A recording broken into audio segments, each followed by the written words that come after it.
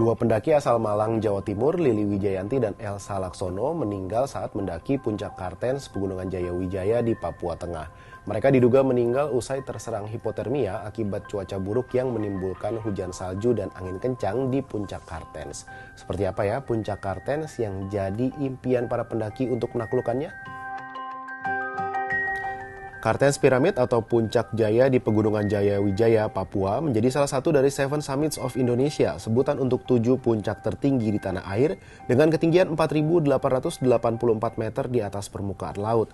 Nah, Puncak Jaya adalah salah satu dari 3 puncak gunung di Pegunungan Jaya Wijaya selain Puncak Mandala dengan ketinggian 4.760 mdpl dan Puncak Trikora dengan ketinggian 4.751 mdpl.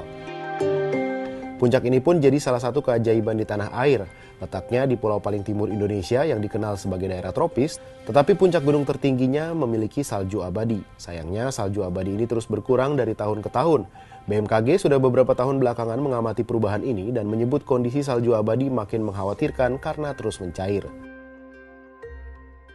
Nah, Kartens sendiri merupakan jenis gunung non-vulkanik yang terbentuk dari aktivitas tektonik dan erosi. Dinamakan Kartens karena gunung ini pertama kali ditemukan oleh Jan Skartensson, pendaki gunung asal Belanda pada 1623. Dalam ekspedisinya, ia melaporkan adanya puncak bersalju di tengah wilayah tropis, sesuatu yang dianggap tidak masuk akal pada masa itu.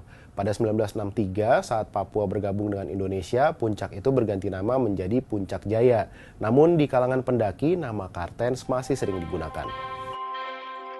Untuk mencapai puncak Kartens juga bukan perkara mudah. Pendaki harus melewati jalur trekking panjang dengan durasi 7 bahkan 10 hari, melewati desa berpenduduk, hutan, sungai, dan tentunya cuaca yang tak menentu untuk sampai di base camp Lembah Kuning atau Yellow Valley, yang jadi titik awal perjalanan ke puncak. Meski ada opsi lain bagi akses yang lebih mudah, yakni menggunakan helikopter dari Timika langsung menuju base camp Yellow Valley, namun cuaca tetap jadi tantangannya. Tak hanya itu, untuk sampai puncak juga masih dibutuhkan waktu 6-12 jam dengan rintangan yang tak mudah. Salah satunya suhu yang bisa mencapai di bawah 0 derajat dengan cuaca yang bisa tiba-tiba berubah, mulai hujan deras, kabut tebal hingga badai es.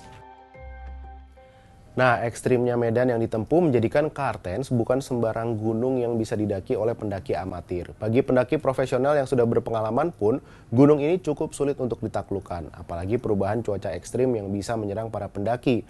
Dampaknya salah satunya hipotermia, yang diduga jadi penyebab meninggalnya Lili dan Elsa. Apa itu hipotermia?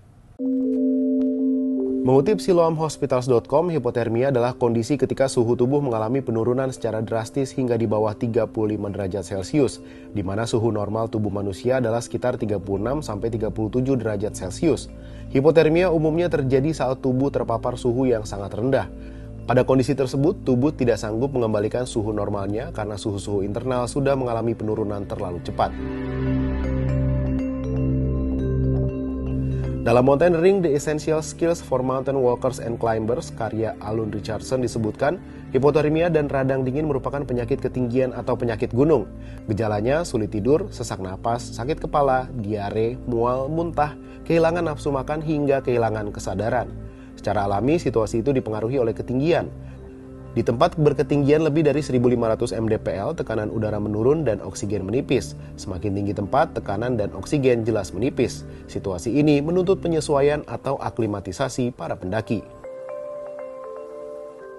Lili dan Elsa diduga meninggal akibat hipotermia saat terjebak badai di kawasan puncak. Jenazah mereka dievakuasi dan diturunkan ke Lembah Kuning 4.200 mdpl sebelum dibawa ke Timika lalu diterbangkan ke rumah duka. Korban terserang penyakit ketinggian dalam situasi ekstrim atau badai yang dapat meruntuhkan ketahanan fisik dan merenggut keselamatan jiwa. Sampai jumpa di Bahas Peristiwa berikutnya.